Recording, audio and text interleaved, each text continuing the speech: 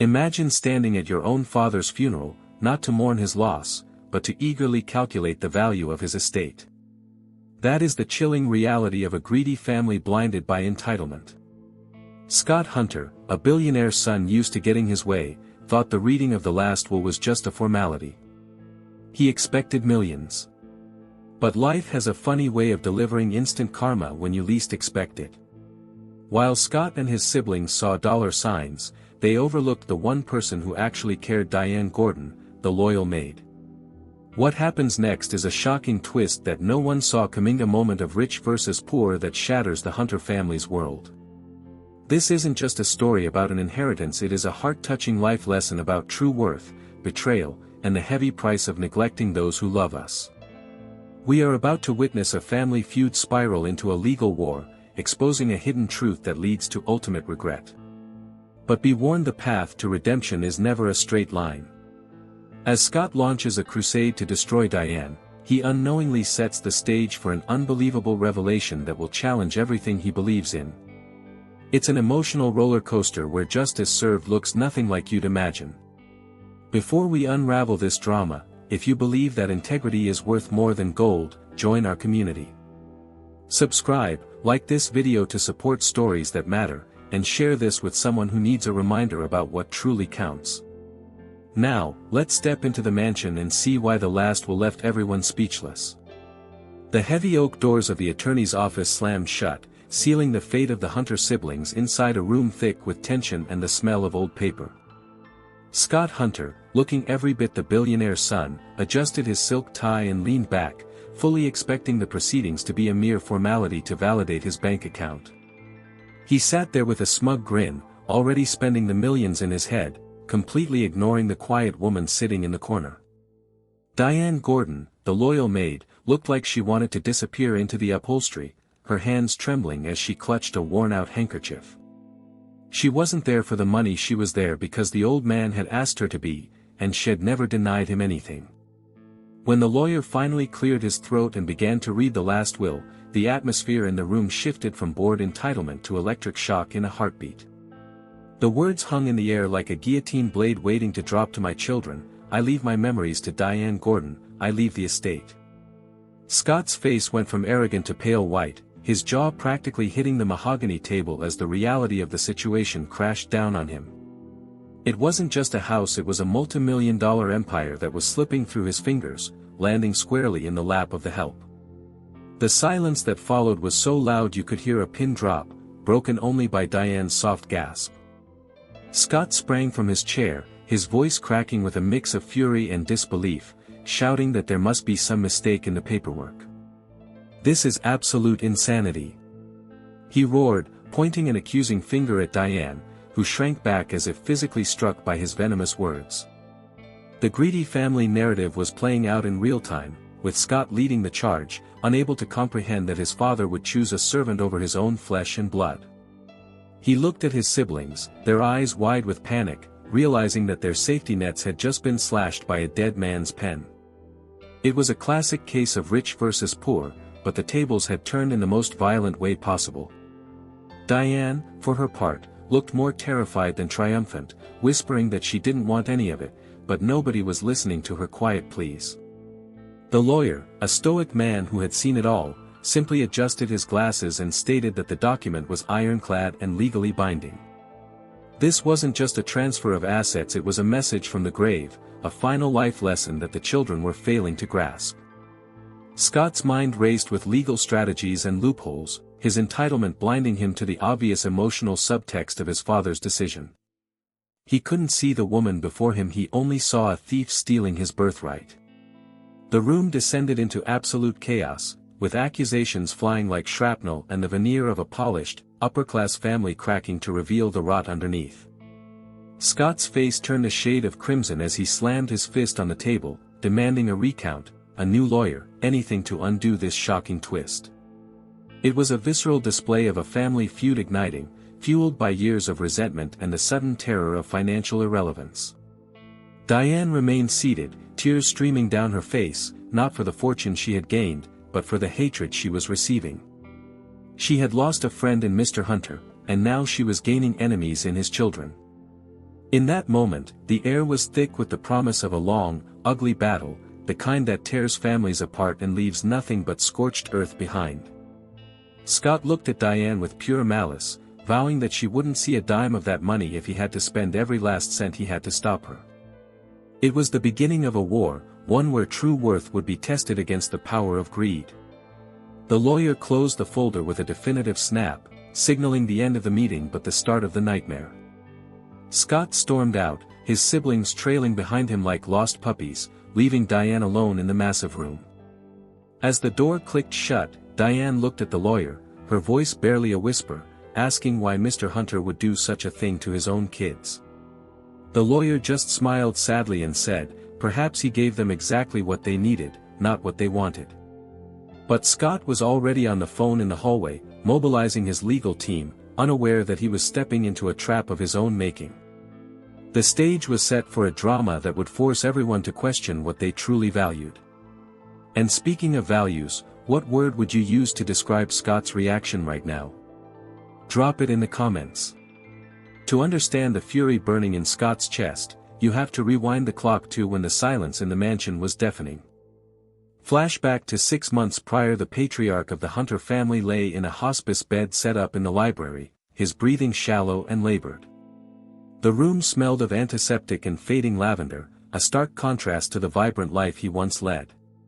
While the old man withered away, Scott and his siblings were noticeably absent, their calendars apparently too full for a dying father. They were busy chasing status, attending galas, and living the life of a billionaire son, assuming their father would always be there, or at least, his money would. Meanwhile, it was Diane Gordon who was practically living in that makeshift hospital room, fluffing pillows and reading aloud from his favorite dusty novels. She wasn't doing it for an inheritance or to curry favor. She was doing it because she saw a lonely human being in need of comfort. Every time the old man coughed, Diane was there with a glass of water before he could even ask. Her eyes filled with genuine concern.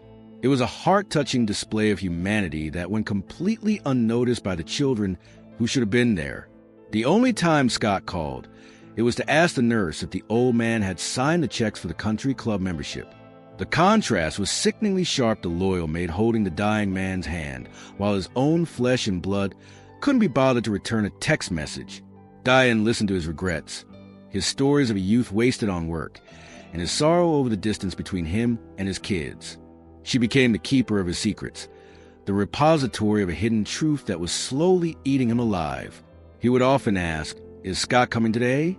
And Diane would have to invent gentle lies to protect his breaking heart, saying Scott was stuck in a very important meeting. One particularly rainy afternoon, the old man broke down, confessing to Diane that he felt like a failure as a father despite all his financial success. He realized too late that he had raised sharks instead of children, people who valued the price of things rather than their value. Diane wiped his tears, assuring him that he was a good man, offering the kind of life lesson in compassion that Scott had never learned. It wasn't part of her job description, it was part of her character. This was the drama happening behind closed doors, the quiet tragedy that paved the way for the explosive will reading. The siblings did visit once briefly, but they spent the entire 15 minutes on their phones, checking stock prices and complaining about the smell of medicine. They treated their father like an inconvenience, a piece of furniture that was taking too long to be moved out. Scott even made a joke about the creepy silence, oblivious of the fact that his father was gazing at it with eyes full of ultimate regret. Diane stood in the corner, invisible to them, her heart aching for the old man, who just wanted his son to look at him with love, not calculation. In those final, agonizing days, a bond was forged between the master of the house and the maid that was stronger than blood. He saw in Diane the integrity and kindness that was entirely absent in his own lineage. It was a realization that would fuel the instant karma heading Scott's way, though neither of them knew at the time. The old man's last words to Diane weren't about business. They were a whispered thank you for being the only family he really had left. As the flashback fades, we see the foundation of betrayal. Scott feels he thinks he's been robbed, but in reality, he abandoned his post long ago. He left a vacancy in his father's heart, and Diane was simply the one who stepped up to fill it. Now, back in the present, that neglect is coming back to haunt him with a vengeance. But Scott is too blind to see his own reflection in the mirror of his father's death. Back in the present, the air in the mansion's foyer was crackling with static energy as Scott cornered Diane near the grand staircase. He towered over her, his face twisted into a sneer of pure disgust, accusing her of manipulating a senile old man into changing his last will. "You played the long game, didn't you?" He spat, his voice echoing off the marble floors, displaying the arrogant entitlement that defined his existence. To him, it was inconceivable that someone could be loved for their kindness. It had to be a trick, a scam, a hidden truth he was determined to expose. Diane stood her ground, though her hands were shaking, clutching her apron as if it were a shield against his verbal assault. She tried to explain that she never asked for anything, that she loved his father like a friend, but Scott cut her off with a cruel laugh. "Love? You're the help, Diane. You don't get to love billionaires," he mocked, showcasing the ugly divide of rich versus poor. His words were weapons, designed to strip her of her dignity and reduce her to nothing more than a gold digger in a uniform. It was a painful scene, a heart-touching moment of vulnerability crushed by cynicism. He paced around her like a predator circling prey, listing all the ways he was going to destroy her in court, freezing every asset until she starved. "You think you won an inheritance? You just painted a target on your back," he threatened, his eyes cold and devoid of empathy. Scott was projecting his own guilt onto her, unable to face the fact that his father's loneliness was his fault, not hers. He called her a thief, a liar, a manipulator, every name in the book, to avoid looking at his own ultimate regret. Diane finally looked up, her eyes wet but her voice steady, and said, "I was there when he called your name, Scott. You were the one who didn't answer." That statement hit him like a physical blow, silencing him for a split second. But his pride wouldn't let the truth sink in. Instead of reflecting, he doubled down, his face turning purple with rage, screaming that she had no right to speak his name. This was the peak of the Family Feud, where logic had left the building and only raw, ugly emotion remained. The staff watched in the shadows, terrified for Diane but powerless to stop the rampage of a billionaire son scorned. Scott's behavior was a masterclass in toxicity, a clear signal that he believed money made him superior to basic human decency. He truly believed he was the victim here, blinded by a lifetime of privilege that shielded him from consequences. It was drama at its most intense, a collision of two worlds that never should have touched. As he finished his tirade, he threw a vase across the room, shattering it against the voila-perfect metaphor for the relationship with his father. "Get ready for hell, Diane," he growled, straightening his jacket as if he hadn't just lost control. He stormed out the front door, leaving Diane standing amidst the shards of glass, the weight of the state now feeling like a curse. Now, I have to ask you, if you were in Diane's shoes right now, facing this monster, would you walk away or stay and fight? Be honest in the comments. The confrontation didn't just break a vase, it broke the last thread of civility between them. Scott was now on a warpath, convinced that justice served meant destroying the woman who had cared for his father. But Diane had a quiet strength he hadn't accounted for.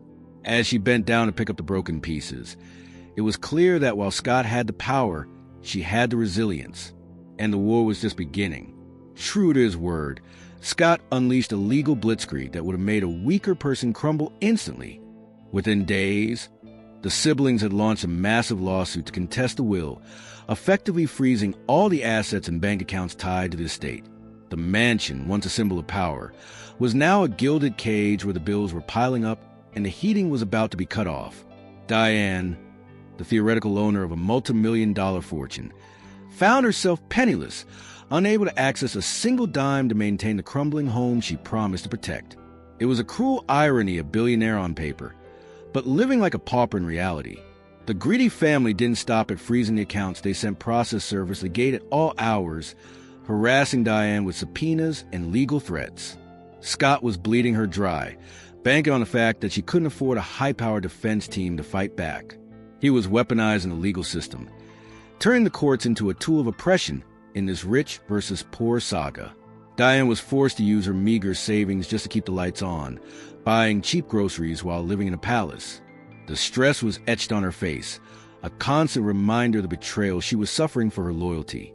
The mansion itself seemed to weep under the pressure pipes began to leak, the roof developed a draft, and the garden grew wild and untamed. Diane worked herself to the bone, scrubbing floors and patching holes, determined to keep the house dignified for Mr. Hunter's memory. It was a heart-touching struggle, watching this lone woman fight against the decay while Scott sipped champagne in his penthouse, laughing at her predicament. He wanted to break her spirit, to force her to beg him for mercy, proving that the inheritance was a mistake. But Diane had a resolve that money couldn't buy. She woke up every morning before dawn, putting on her old uniform to maintain the house, as if the master were still alive. She wasn't fighting for the money. She was fighting for the promise she made to a dying man.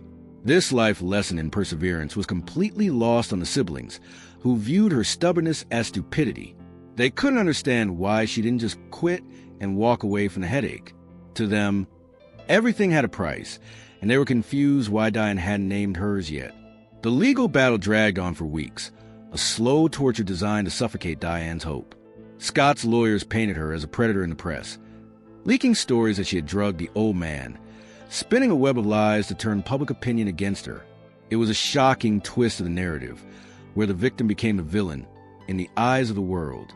Diane had no voice, no PR team, just a truth that no one seemed interested in hearing. The isolation was crushing, a heavy blanket of loneliness in a house too big for one person. Yet, amidst the legal notices and the failing infrastructure, Diane didn't waver. She sold her own small car to pay for a plumber to fix the main leak, sacrificing her only asset to save Scott's father's home. It was an act of unbelievable selflessness that Scott, watching from a distance through his lawyer's reports, couldn't wrap his head around. He was expecting her to loot the place, not martyr herself to save it. The hidden truth of her character was shining through the cracks of his cynicism, though he refused to acknowledge it. As the snow began to fall, turning the mansion into a cold fortress, Diane sat by the fireplace, wrapping herself in blankets to save on heating oil. She was under siege, surrounded by enemies, with the weight of the family feud resting on her shoulders. But she wasn't broken yet. Scott's aggression was powerful, but it was meeting an immovable object of woman's honor. Frustrated by the legal stalemate and Diane's refusal to crack under pressure, Scott decided to change tactics. He drove to the mansion, his luxury car crunching over the gravel of the unkempt driveway, carrying a briefcase filled with cash. He found Diane in the garden, on her knees pulling weeds with bare hands, looking exhausted but determined. He approached her not with a shout, but with a smooth, serpentine charm, offering her a way out of this misery. "Look, Diane," he started, "this legal fight will ruin you. Take this cash, walk away, and live comfortably for the rest of your life." He opened the briefcase, revealing neat stacks of $100 bills, a fortune to anyone in her position. It was a classic billionaire son move: throw money at the problem until it goes away.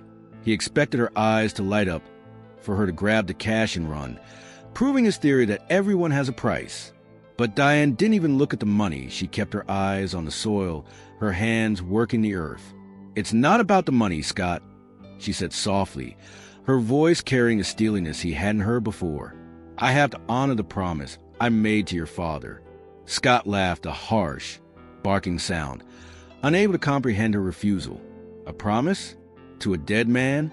You're being an idiot, Diane," he exclaimed, kicking the dirt near her. He couldn't see the hidden truth that her loyalty wasn't a transaction, it was a bond. He tried to force the briefcase into her hands, desperate to end this family feud on his terms. But Diane stood up, dusting off her knees, and pushed the money back to him. "Keep your money, Scott. Some things aren't for sale," she declared, triggering a wave of instant karma in Scott's gut, the sickening feeling of rejection. This was the moment the rich versus poor dynamic shifted. The poor maid held the moral high ground, looking down on the rich son who was morally bankrupt. Scott was baffled. He had never met someone who turned down free money. It challenged his entire worldview, shaking the foundations of his arrogance. He accused her of holding out for more, of playing a game, unable to accept that she was simply a better person than him. The refusal was a slap in the face, a life lesson he was too stubborn to learn just yet. Diane walked back toward the house, leaving Scott standing there with his useless millions, feeling smaller than he ever had in his life. He shouted after her, "You'll regret this. It'll leave you with nothing." But his threats sounded hollow against the quiet dignity of her retreating figure. She was protecting the estate and not for herself, but for a reason Scott couldn't fathom. A secret that was locked away in her heart. The loyal maid was proving to be a formidable opponent, not because of power, but because of principle. Scott got back in his car, slamming the steering wheel in frustration. The bribery attempt was a spectacular failure, a shocking twist to his plan. He realized then that he couldn't buy her off, which meant he had to destroy her completely. The rejection fueled his anger, but it also planted a tiny seed of doubt. Why would she choose struggle over comfort? What was the secret promise? The mystery gnawed at him as he drove away. He looked in the rearview mirror at the mansion, seeing Diane's silhouette in the window. She was a mystery he couldn't solve with a checkbook. The inheritance battle had just become personal in a way he hadn't anticipated. He wasn't just fighting for money anymore. He was fighting to prove that his cynical view of the world was right, and Diane was proving it wrong every single day. The probate court threw a curveball that neither side expected pending the final ruling. Scott was ordered to reside at the estate to catalog the inventory, forcing him into the same house as Diane. It was a recipe for disaster, a domestic family feud waiting to explode. Scott moved into his old room, expecting to lord over Diane, treating her like the servant she used to be. But the dynamic had changed. She was technically the owner, and he was an intruder. For the first time, he was forced to watch her daily routine up close, without the filter of his own absence. He watched from the balcony as Diane woke up at 5 a.m. to fix the roof tiles himself, risking her safety to save the house a few dollars.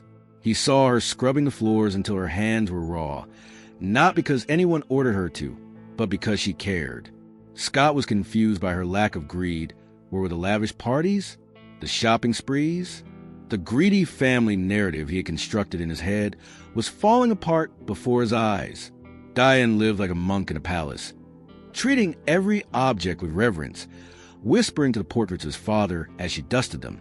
One evening, the power went out during a storm, and they were forced to share the warmth of the fireplace in the library.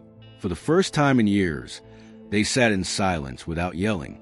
Scott watched the firelight dance on Diane's tired face and asked, "Why do you do it?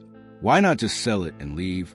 Diane looked at him, her eyes weary but kind, and simply said, "Because this house is his history, Scott, and history deserves respect." It was a simple statement that carried the weight of a life lesson, piercing through Scott's armor of cynicism. He started to notice things he had ignored before: the way she carefully polished his mother's vase, the way she kept his father's books in the exact order he liked. It wasn't the behavior of a gold digger, it was the behavior of a curator, a guardian. This observation began to chip away at his anger, replacing it with a grudging respect he didn't want to feel. The rich versus poor lines were blurring. She was rich in spirit, and he was realizing how poor he was in purpose. The hidden truth was staring him in the face. She loved this family more than the family loved itself. Scott found himself awkwardly helping her move a heavy table one afternoon, a moment of physical cooperation that shocked them both. For a second, they weren't enemies. They were just two people trying to preserve a memory. He caught a glimpse of the loyal maid not as a thief, but as a human being struggling under an immense burden. It was a confusing time for Scott, an emotional roller coaster where his hatred was running out of fuel. He was supposed to be gathering evidence against her, but all he was gathering was proof of her integrity. The siblings called him daily, demanding dirt on Diane. But Scott found himself having less and less to say. "She's cleaning," he would mumble, unable to spin her hard work into a crime. He was starting to feel like the villain in his own story, a realization that sat heavily in his stomach. The proximity was humanizing her, making it harder to maintain the rage that had driven him this far. He was watching a woman sacrifice everything for a man who was already gone, and he couldn't help but wonder if anyone would ever do that for him. Living under the same roof, the silence between them began to change from hostile to contemplative. Scott was seeing the true worth of labor and loyalty, concepts that had been alien to him. He was still desperate to win the inheritance, but the victory was starting to look less like justice and more like theft. The house was changing him, or rather, Diane was changing him, simply by being herself. The crack in Scott's armor shattered completely on a Tuesday afternoon. He was looking out the window, nursing a scotch, when he saw a homeless stranger approach the main gate. The man looked ragged, hungry, and desperate. Scott's instinct, honed by years of being a billionaire son, was to call security or the police to have the vagrant removed. He reached for his phone, ready to enforce the boundaries of his elite world. But before he could dial, he saw Diane rushing down the driveway, not with a weapon or a phone, but with a heavy coat and a bag of food. He watched, mesmerized, as Diane opened the gate not to let the man in, but to step out and meet him on his level. She wrapped the coat around the shivering stranger's shoulders and handed him a warm meal she had just cooked. She spoke to him, not with condescension, but with a smile, listening to him as if he were an old friend. It was a moment of pure, unfiltered kindness, a heart-touching scene that defied every rule of the rich versus poor divide Scott lived by. She was giving away what little she had, while Scott, who had millions, wouldn't have given a man the time of day. This act of compassion hit Scott like a freight train. He realized that Diane treated the homeless man with the same respect she treated his billionaire father. Her kindness wasn't a strategy, it was her nature. The greedy family narrative evaporated instantly. A greedy person doesn't share their last loaf of bread with a stranger. Scott felt a sudden, sharp pang of shame, a life lesson delivered without a single word being spoken to him. He lowered his phone, feeling foolish and small. He walked down to the gate after the man left. Finding Diane locking up, she looked startled to see him, expecting a reprimand. He was hungry, Scott, she said defensively, bracing for a fight. But Scott just looked at the ground, kicked a pebble, and muttered, "It's cold out. You should get inside." It was the first time he had shown concern for her, a subtle shift that signaled a massive internal change. The instant karma here wasn't punishment. It was a painful awakening of his conscience. Witnessing that moment forced Scott to confront the ugly truth about himself and his siblings. They would have sneered at the man Diane warned him. Who was really the noble one? The hidden truth was undeniable. Now Diane deserved the estate because she was the only one who knew how to use it for good. Scott felt the ice around his heart melting, replaced by a confusing mix of guilt and admiration. He was starting to see why his father made that last will. Back in the house, Scott couldn't focus on his spreadsheets. The image of Diane and the stranger kept replaying in his mind. It was a shocking twist to his internal monologue. He had spent months painting her as a monster, but she was a saint. If you think kindness is a superpower, hit the like button for Diane right now. Let's show her some respect. This was a turning point where the villain began his slow, painful transformation into something else. The cynicism that had protected Scott for so long was gone. He looked at Diane across the dinner table that night eating her simple soup while he picked at a gourmet meal delivered from the city, and for the first time, he didn't see a maid. He saw a woman who was infinitely richer than he would ever be. The war was still on paper. But in Scott's heart, the white flag was beginning to rise. Driven by a newfound curiosity and a need to understand his father's mindset, Scott went digging in the library and stumbled upon a hidden compartment in the old man's desk. Inside, he found a stack of leather-bound private journals. He opened the first one, expecting to find business strategies or account numbers, but instead, he found the raw, unfiltered thoughts of a lonely man. As he read, the hidden truth of the last few years spilled out onto the pages, painting a damning picture of the greedy family he belonged to. Entry after entry described the pain of missed birthdays, ignored phone calls, and the hollow feeling of being a walking ATM for his children. But interspersed with the sorrow were glowing entries about Diane. "Diane made me soup today when I couldn't eat," one entry read. Another said, "Diane sat with me for 3 hours listening to my boring stories about the factory. She is the only one who never looks at her watch." The contrast was brutal. The journals revealed that Diane was the only person who never asked him for a cent, never hinted at an inheritance, and never complained. Scott read an entry that brought tears to his eyes. Scott called today. Asked for a loan. Didn't ask how I was feeling. "I missed the boy who used to fish with me. I think that boy is gone." The words cut deep, a life lesson from beyond the grave that flayed Scott's soul. He realized with horror that he had become the villain in his father's life story. Diane wasn't the antagonist. She was a hero who kept the old man sane in his final days. The loyal maid was the daughter he wished he had. The journals also revealed the reason for the will.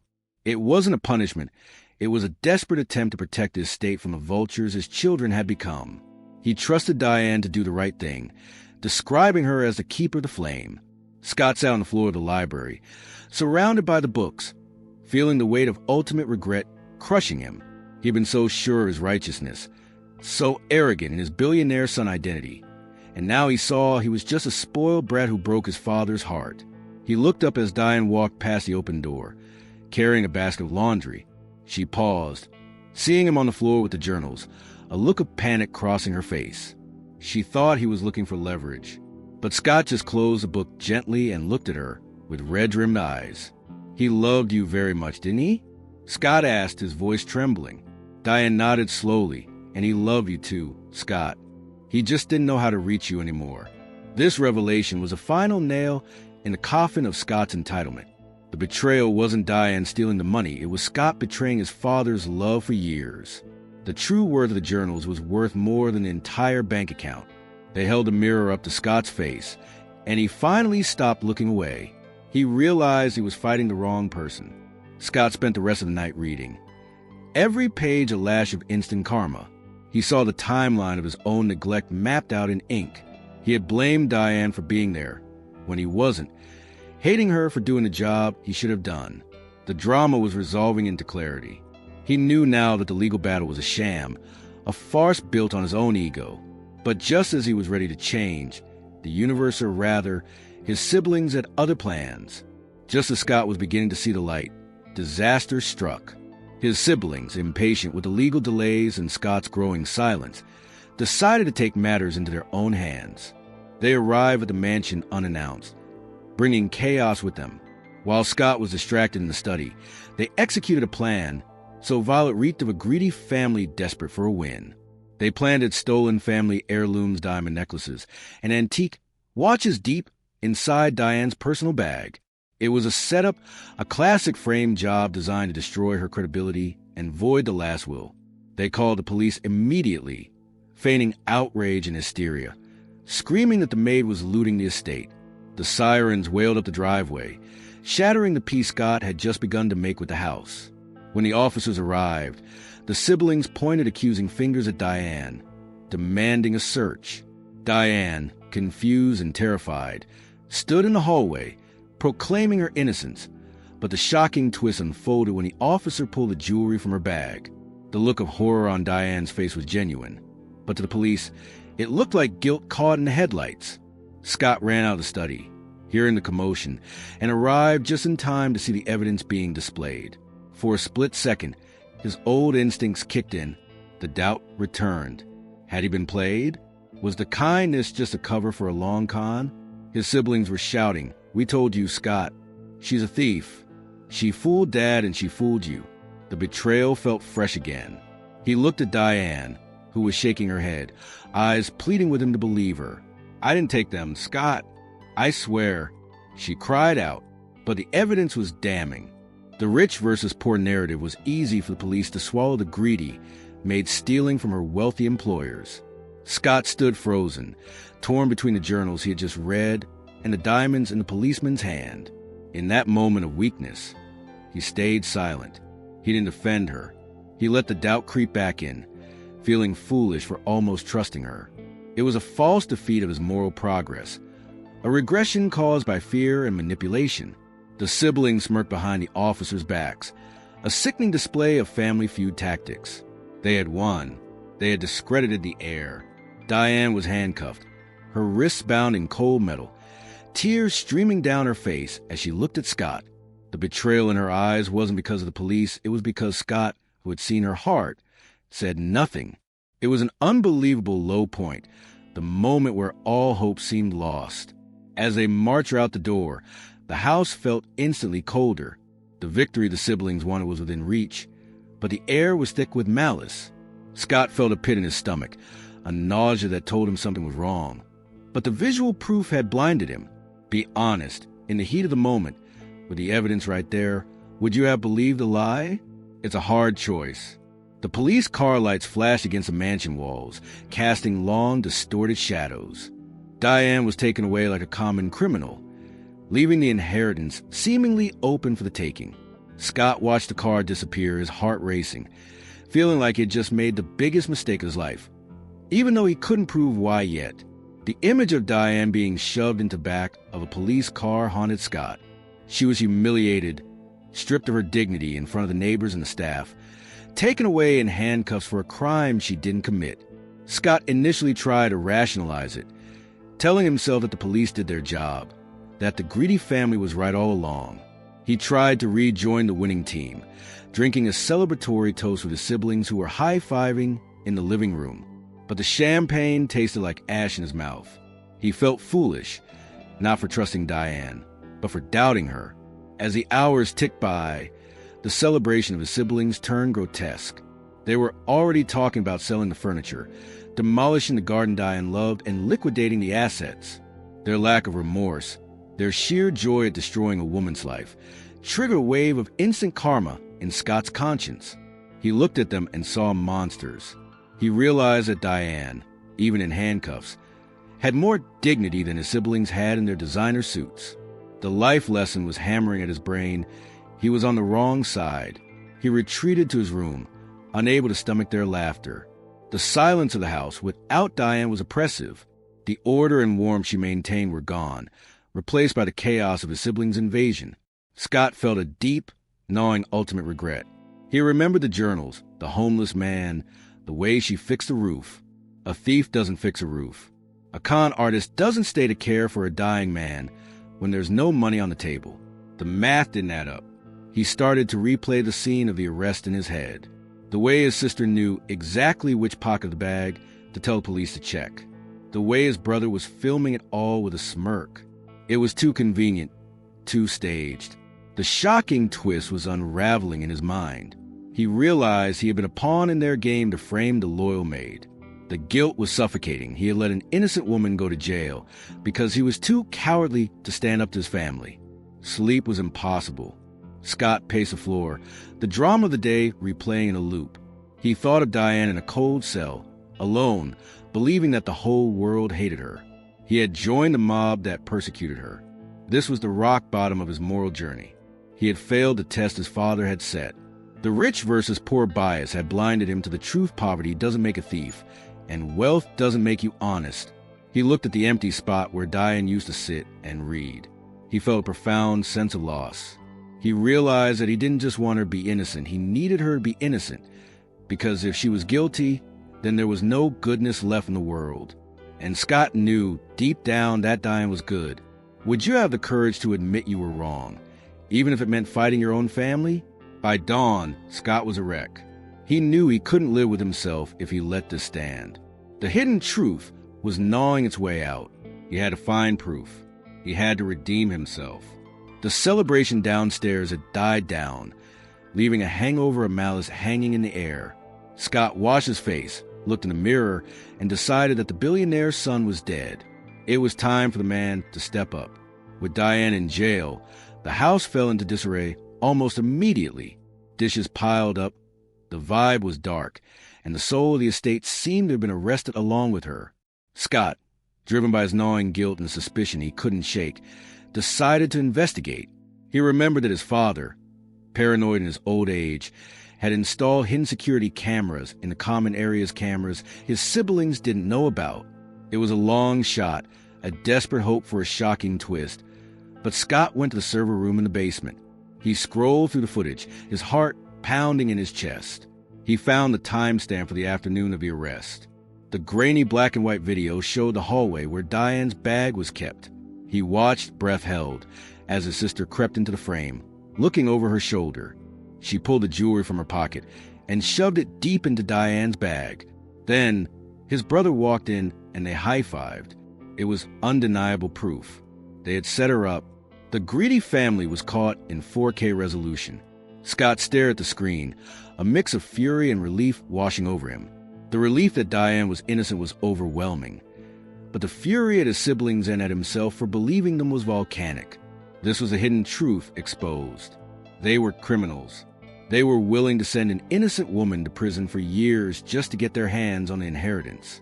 It was a level of moral bankruptcy that made Scott physically ill. This was a betrayal in its purest form, not by Diane, but by his own blood. He downloaded the footage to a flash drive, his hands shaking with adrenaline. This little piece of plastic was the key to justice served. He realized that by finding this, he was effectively disowning his family. He was choosing the loyal maid over his brothers and sisters. But looking at the video, seeing their smug faces as they framed her, he knew they weren't family. They were parasites. Diane was the only one who had ever acted like family. He ran upstairs, the house feeling different though it wasn't a prize to be won, but a crime scene. He passed his siblings in the kitchen, who were hungover and complaining about the lack of coffee. They asked what he was doing, but Scott didn't answer. He couldn't trust himself to speak without exploding. He just grabbed his coat and headed for the door, the flash drive burning a hole in his pocket. The unbelievable cruelty of his kin had pushed him to the edge. As he started the car, he looked back at the mansion. It looked sad gray. He realized that without Diane, the place was just a pile of bricks. She was the light that made it a home. He had been so blind, so stupid. But now, he had the weapon he needed to fix it. The drama was about to shift gears. He wasn't driving to the bank. He was driving to the police station. This was the moment of no return. Scott was about to blow up his own life to save hers. The life lesson was complete integrity is doing the right thing when no one is watching, or in this case, when everyone is watching and expecting you to do the wrong thing. He floored the gas pedal, racing against time and his own conscience. Overcome with guilt and the crushing realization that he had become just like the family he hated, Scott rushed to the police station. He broke every speed limit, the engine roaring like his own racing heart. He had to get there before Diane was processed, before she spent another minute in that cell thinking he had abandoned her. The instant karma of his earlier inaction was burning him, and only action could cool it. He burst into the precinct, looking disheveled and frantic, demanding to speak to the captain. He slammed the flash drive onto the desk, breathless. She didn't do it. My siblings set her up. It's all here, he shouted, causing the officers to look up in alarm. The billionaire's son was unraveling, trading his composure for desperation. He insisted they watch the video immediately. As the officers viewed the footage of the frame-up, their expressions changed from skepticism to shock. The hidden truth was undeniable. The charges against Diane evaporated in seconds, replaced by warrants for his siblings. When they brought Diane out, she looked small, tired, and defeated. But when she saw Scott standing there, panting and pointing at the screen, her eyes widened. He rushed to her, not as a boss, but as a repentant friend. "I'm so sorry, Diane. I'm so sorry," he stammered, his voice breaking. It was a raw, heart-touching moment of redemption. He wasn't asking for forgiveness. He was begging for it. He took her hands, ignoring the dirt and the handcuffs marks, showing her that the rich versus poor barrier had been smashed. Diane, true to her nature, didn't scream or scold. She just looked at him with relief and a sad smile. "You came back?" she whispered. That simple acknowledgement broke Scott. He realized that she had held on to hope for him, even when he didn't deserve it. He had freed her from jail, but she had freed him from his own toxic legacy. Justice served felt sweeter than any paycheck he had ever received. They walked out of the station together, leaving the chaos of the legal system behind. Scott opened the car door for her, a gesture of genuine respect. He told her everything: the journals, the video, the realization that she was the only decent human being he knew. He confessed his arrogance, his blindness, his ultimate regret. It was a confession of the soul, a purging of the greedy family mindset that had poisoned him for so long. On the drive back, the dynamic was completely different. They were partners now, bound by this dramatic event. Scott promised her that he would make it right, that he would protect her from his siblings forever. The family feud was effectively over because Scott had switched sides. He had defected to the side of truth. Diane looked out the window, the fresh air hitting her face. She was free, and for the first time, Scott looked at her and didn't see a maid or problem. He saw his equal. He saw the woman his father loved like a daughter. The shocking twist wasn't the video. It was the fact that Scott Hunter had finally grown a heart. The finale of the legal battle took place not in the mansion, but in a crowded courtroom. The siblings, now facing criminal charges for filing a false police report and tampering with evidence, sat with their high-priced lawyers, looking pale and nervous. Scott took the stand, not as a plaintiff seeking money, but as a witness of the defense. He publicly denounced his siblings, his voice steady and echoing with authority. He forfeited his claim to the money, stating clearly, Diane Gordon is the rightful heir, not just by law, but by merit. It was a bombshell. The billionaire's son rejecting his fortune to defend the loyal maid. The press went wild. Scott described the journals, the care Diane gave their father, and the absolute abandonment by his siblings. He painted a picture of the greedy family that left the judge and jury in stunned silence. He admitted his own faults, his own greed, and how he had been wrong. It was a public act of redemption, a cleansing of the family name by burning it down. His siblings stared at him with hatred, but Scott didn't flinch. He looked at Diane, sitting at the defense table, and gave her a nod. He was defending her integrity with everything he had. My father left the money to the only person who didn't love him for it, Scott declared, and he was right. The true worth of the estate was nothing compared to the value of the truth.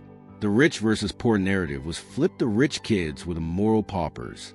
The judge dismissed the challenge to the will and upheld Diane's rights, while scolding the siblings for their despicable conduct. Justice served was swift and absolute. The gavel banged, sealing the fate of the Hunter fortune.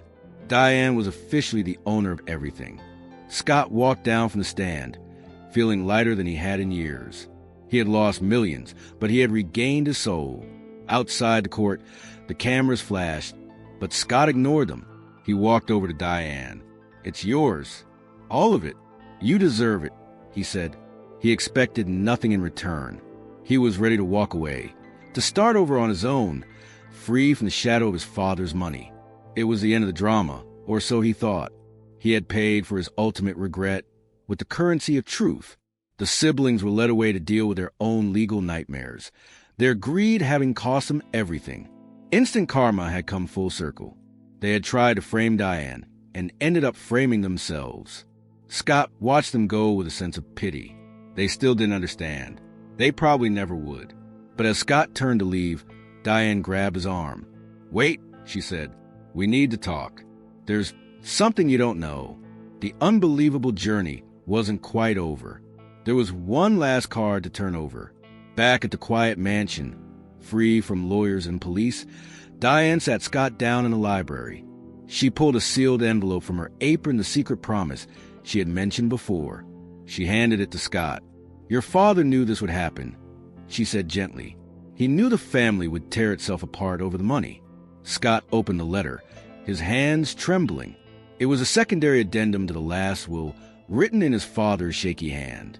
The letter revealed the shocking twist: the inheritance left to Diane was never for her to keep. It was a test to see if any of his children were worthy of redemption. The instructions were clear: if any of the children showed genuine kindness, defended Diane, or valued truth over money, they were to share the estate with her to build a foundation. If they remained greedy, Diane was to donate every cent to charity and leave them with nothing. "He wanted to save you, Scott," Diane explained, tears in her eyes. "He didn't want the money to ruin you like it ruined him. He wanted to see if the boy he used to fish with was still in there." Scott read the words through blurred vision. His father hadn't disowned him. He had given him a path back to humanity. The hidden truth was that the money was a tool to measure character, not a reward. Diane smiled. "You passed, Scott. You gave it all up to save me." That's what he was waiting for. It was a heart-touching realization. His father had played a high-stakes game of life lesson from the grave, betting on Scott's potential goodness. The loyal maid was a referee, the guardian of the test. She had endured the abuse, the jail time, the humiliation, all to give Scott a chance to prove himself. Scott was overwhelmed. The betrayal he thought he experienced was actually a desperate act of tough love. His father believed in him when he didn't even believe in himself. The rich versus poor conflict was a fabrication to test his values. He looked at Diane with awe. She had held this secret, protecting him even when he was attacking her. "You knew?" Scott whispered. "The whole time?" Diane nodded. "I promised him I would wait until you were ready. And today in court, you were ready. The true worth of the inheritance was the relationship they had built, the trust they had forged in the fire of this conflict. Scott realized that the money didn't matter. What mattered was that he had a second chance. He had a sister in spirit, if not in blood. The family feud had ended in a truce that no one expected. Shocked by the transformation and the depth of his father's plan, Scott finally saw Diane clearly. She wasn't just a maid, she was the executor of a grand moral vision. She shared the true legacy left behind. It wasn't the mansion or the stocks. It was a detailed plan for a charitable foundation designed to help families in crisis, families broken by poverty, illness, and neglect. This was what the old man really wanted. He wanted his name to stand for healing, not just accumulation. Diane laid out the blueprints on the table.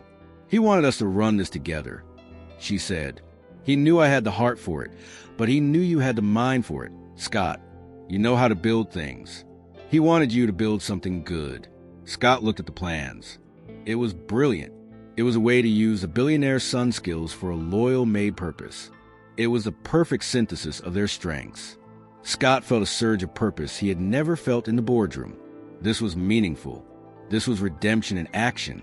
He finally saw Diane not as a servant, but as his equal, perhaps even a superior in wisdom. The class divide of rich versus poor was erased by a shared mission. They were partners. The greedy family history ended here. A new chapter was starting. He touched the paper, tracing his father's signature. "Amen," he said, his voice firm. "Let's do it." Diane beamed, a smile that lit up the gloomy library. The ultimate regret was replaced by a future of possibility. They talked for hours, not about freezing assets, but about freezing hunger, about helping people. The energy in the room was electric with positivity. The drama of the past few months seemed like a bad dream. The reality was this: two people brought together by a crazy will, finding common ground. Scott realized that his father had left him the greatest gift of all, a chance to be a good man, and he had left him the perfect guide in Diane. The hidden truth was that the estate was never a treasure chest. It was a garden that needed tending. And now, they were the gardeners. The unbelievable journey from enemies to partners was complete. As the sun set, casting a golden glow over the mansion, it didn't look like a crumbling fortress anymore. It looked like a headquarters for hope. Scott and Diane stood by the window, looking out at the grounds. They weren't alone anymore. They had each other, and they had a mission. In the months that followed, the Hunter estate was transformed. It wasn't sold off or divided. It became the center of the Hunter Gordon Foundation. Scott and Diane ran the charity together, finding a love built on shared values rather than bank accounts. It wasn't romantic love, but a deep, platonic bond of mutual respect and shared battle scars. They were a team. The billionaire's son was now known for his philanthropy, and the loyal maid was a respected director of operations. The shocking twist of the will had produced a miracle. The siblings were out of the picture, living with the consequences of their greedy family choices. While Scott and Diane worked tirelessly to give back, they opened the gates of the mansion to the community, hosting events for the homeless, the very people Scott would have once called the police on. The life lesson had taken root and blossomed. One day, Scott saw the homeless man from the gate of one, who started it all eating a hot meal in the garden. Scott walked over, shook his hand, and sat down to talk. It was a full-circle moment of justice served. He had become the man his father knew he could be. The rich versus poor gap was closed by a simple table and a shared meal. Diane watched from the porch, proud of the man Scott had become. The inheritance was fully realized. It wasn't the money, it was the change in Scott's heart. The heart-touching end of the saga was that the old man's death brought more life to the estate than his wealth ever did. They had turned a tragedy into a triumph. The drama was over, replaced by peace. The betrayal was forgotten, replaced by trust. Scott and Diane stood side by side, looking at the thriving community hub they had created. They had honored the secret promise. They had proven their true worth. And as they looked at the portrait of Mr. Hunter above the fireplace, Scott could swear the old man was smiling. He had gambled on his son, and he had won. The emotional roller coaster had come to a stop, and the view from the top was beautiful. Scott turned to Diane. "We did good, didn't we?" Diane smiled. "We did good, Scott." We did good, and that was the only inheritance that mattered. In the end, Scott learned that the heaviest wallet is empty if the heart is poor. This story isn't just about money, it's a reminder that integrity is the only currency that works in the afterlife, and kindness is the only investment that never crashes. If you also believe that true worth is found in how we treat the invisible people around us, then you have found your home. Subscribe and join our community of storytellers who value the heart over the hustle. Let's make this message loud and clear like this video to spread the power of redemption. Comment below what would you have done with the secret envelope, and share this story with someone who needs to be reminded that it's never too late to change. And while you wait for our next adventure, know that our channel is a treasure chest of emotional journeys just like this one. Explore our older videos to discover more hidden gems. And to ensure you don't miss the next shocking twist we have prepared, turn on the notification bell. You won't want to be left out of the emotions coming next.